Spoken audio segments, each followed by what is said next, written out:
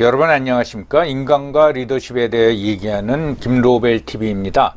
지난 영상에서는 우리나라 지도자에 대해서 다뤘기 때문에 이번 영상에서는 북한에서는 지도자를 어떻게 부르나 그에 대해서 말씀드리도록 하겠습니다. 우리가 알다시피 북한은 김일성을 수령이라고 부릅니다. 그래서 김일성이 죽은 이후에도 요 왼쪽 이미지에 나와 있듯이 위대한 수령 김일성 동지는 영원히 우리와 함께 계신다, 이런 거, 또는 김정일이 죽은 후에는 나란히 이렇게 뭐 큰 기념석 같은 걸 세워가지고 똑같이 위대한 수령 김일성 동지는 영원히 우리와 함께 계신다. 그리고 김정일에 대해서는 위대한 지도자 김정일 동지는 우리와 함께 영원히 계신다, 이렇게 부르고 있습니다. 왜 지도자를 수령이라고 부를까요? 사실 우리한테 수령이라는 단어는 이미지가 그렇게 좋지가 않습니다. 주로 뭐 산적, 두목 이런 인상을 주고 있죠. 그거에 관해서 오늘 살펴보도록 하겠습니다.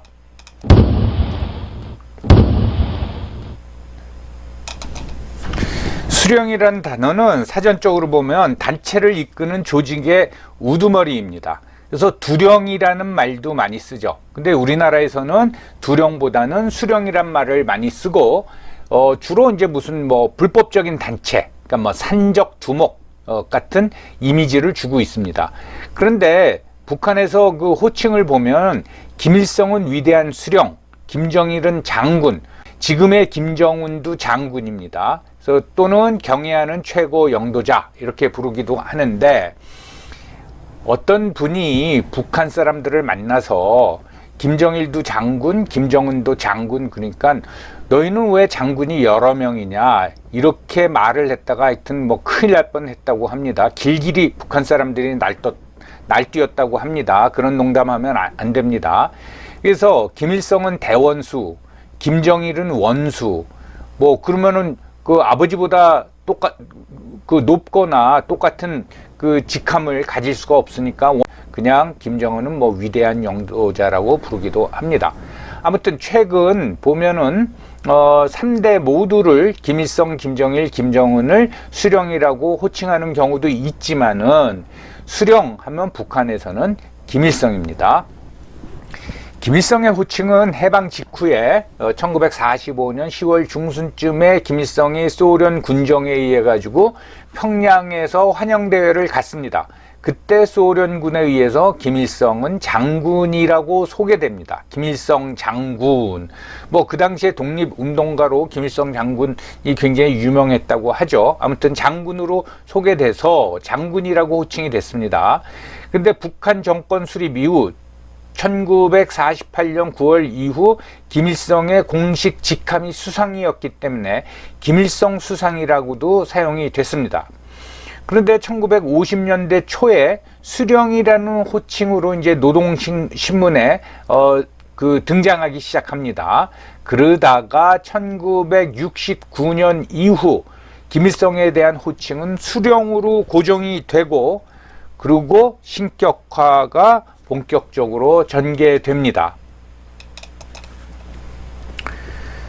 애초 북한에서는 해방 후서부터 사회주의 국가 지도자들, 주로 이제 소련과 중국을 의미하겠죠, 지도자들을 수령이라고 지칭했습니다. 그러니까 스탈린 수령, 모택동 수령 이렇게 이제 지칭을 했는데, 스탈린은 그 소련 내에서 여러 가지 호칭 또는 경칭을 가지고 있었습니다. 뭐 위대한 조직가, 뭐 위대한 아버지, 또 위대한 지도자인데 가장 많이 쓰인 경칭이 위대한 지도자입니다. 여기서 이제 독재국가 또는 전체주의 국가에서 이 지도자라는 용어가 굉장히 중요한 의미를 차지합니다.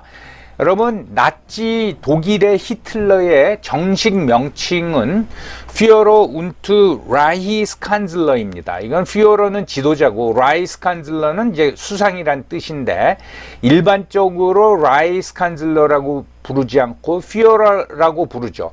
그래서 우리가 영화를 봐도 그 부하들이 히틀러를 부를 적에 Führer, 또 자기들끼리 히틀러를 지칭할 적에는 Führer, 지도자라는 말입니다.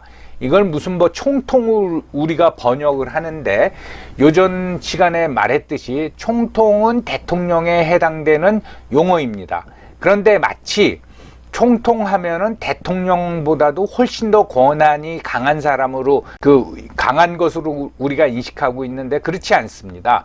미국의 프레지던트를 어떻게 번역할 것인가 하다가 중국에서는 총통이라고 이제 번역을 했고, 우리나라와 일본에서는 대통령이라고 번역해서 쓰고 있는 겁니다. führer는 지도자입니다. 지도자. 북한은 주석이란 용어를 자기네 지도자한테는 쓰지를 않습니다. 그러니까 수령하면은 이거는 자기네한테 가장 위대한 지도자 한 명만을 지칭하는 용어고, 그 사람이 바로 김일성인 겁니다. 북한의 이제 수령은 또 반복해서 말씀드리면 국가의 이제 최고 지도자를 지칭하는 건데, 이게 이제 신격화가 되면서 1980년대 들어오면 수령론이라는 게 등장하죠. 뭐 혁명적 수령관 그러는데, 그래서 위대한 수령 김일성 동지입니다. 그래서 80년대 우리 운동권, 대학 운동권에서 소위 이제 주사파들이 김일성 감히 이제 김일성이라고 못 부르죠. 그걸 이제 약칭으로 자기들끼리 위수동지, 그러니까 위대한 수령 동지라고 이제 불렀었습니다.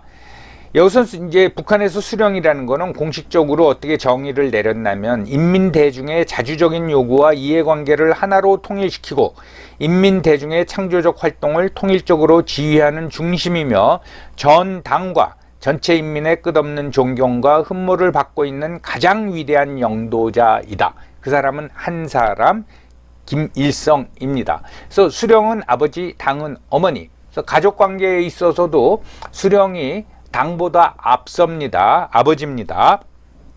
그렇기 때문에 북한에서 수령이라는 말은 신성불가침한 겁니다.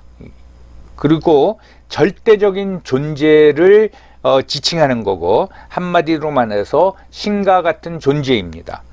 그래서 이거는 우리가 수령, 두령 하면서, 야, 왜 북한은 지도자를 수령, 산적 두목이라고 부르냐, 그렇게 생각하시면 안 되고요. 특히 북한 사람들 만나가지고 뭐 수령 운운, 우리가 수령 운운 하면 큰일 납니다. 예. 자, 북한이 왜 김일성을 수령이라고 부르냐에 대해서 잠깐 살펴봤습니다. 여러분 오늘도 끝까지 시청해 주셔서 감사합니다.